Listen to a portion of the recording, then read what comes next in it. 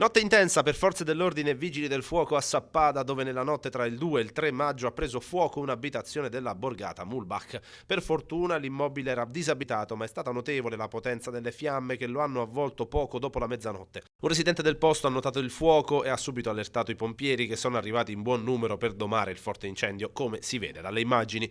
I primi ad arrivare sono stati i pompieri di Santo Stefano di Cadore con 2 mezzi, poi coadiuvati dalle squadre della stazione di Tolmezzo e dai volontari di Sappada, Forni a Voltri e Rigolato. Si sono prodigati anche i cittadini del posto, con una trentina di persone complessivamente che hanno lavorato tutta la notte per spegnere l'incendio. Sono state poi necessarie anche un'autoscala e un carro bombole arrivate direttamente da Udine. L'autoscala nello specifico è stata molto importante per gestire le fiamme a distanza e domare l'incendio che ha colpito una casa vacanza di 2 edifici, con quello più grande interamente in legno e forte rischio di collasso strutturale. Le cause dell'incendio sono ancora in fase di accertamento, ma per fortuna lo stesso non ha coinvolto persone. Dopo una nottata di tanto impegno, l'incendio è stato domato e soprattutto si è scongiurato che si potesse estendere ad abitazioni vicine.